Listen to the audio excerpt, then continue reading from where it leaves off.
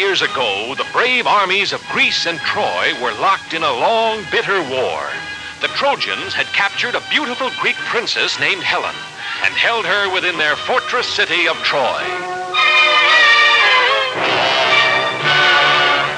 It did not seem possible that any man could break into the fortress city of Troy.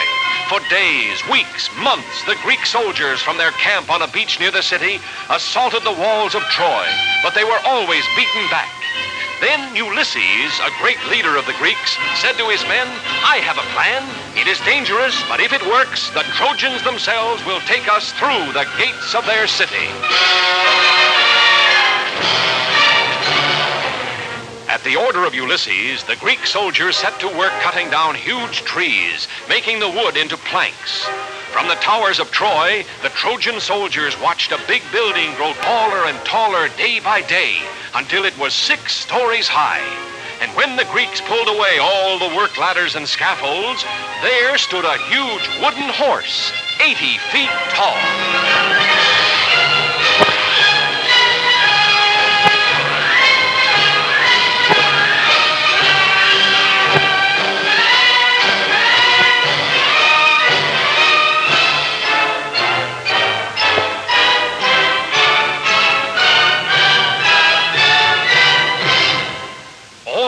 Towering walls of Troy, the soldiers and the people gathered to look out across the plain at the great wooden horse. They wondered what it was for, what it meant.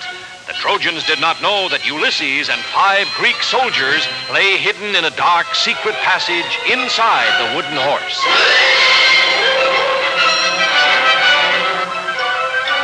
All through the night, fire blazed brightly on the beach.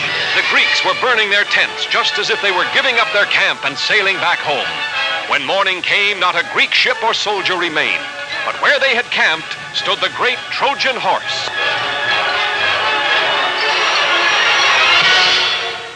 The Trojan people poured out of the city to the beach so they could look more closely at the victory over the Greeks. The Princess Cassandra, daughter of the king of the Trojans, warned her people of this Greek gift, but no one would listen. The Trojans decided to pull the great horse inside the walls, into the city of Troy itself.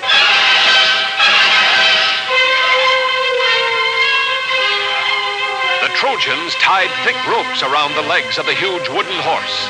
Hundreds of men took a hand at the ropes. Others lined up behind the horse.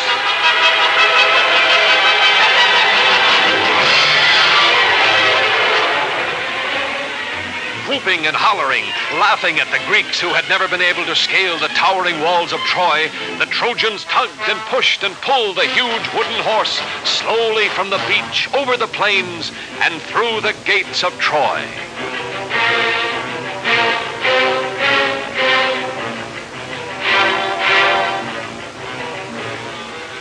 In the dark, secret passage of the wooden horse, Ulysses and the 5 soldiers lay quietly waiting. They could feel the horse being moved.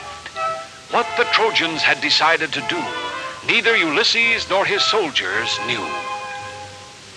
Suddenly, after a whole day and half a night, the Trojan horse moved no more.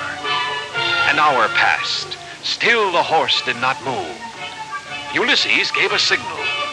The soldiers felt their way silently down the dark, secret passage, following Ulysses. Cautiously, he opened the trapdoor. Just as he hoped, the Trojans had brought the horse inside the walls of Troy. The city was sleeping now, and the walls were unguarded. Ulysses drew his sword. He ordered the soldiers to follow, and he dashed for the main gates of the city. The Greek soldiers quickly tied the sleeping Trojan guards, while Ulysses scampered up the sentry tower. Holding a torch high above his head, he signaled to the Greek army, which had turned around and sailed back to the beach during the night.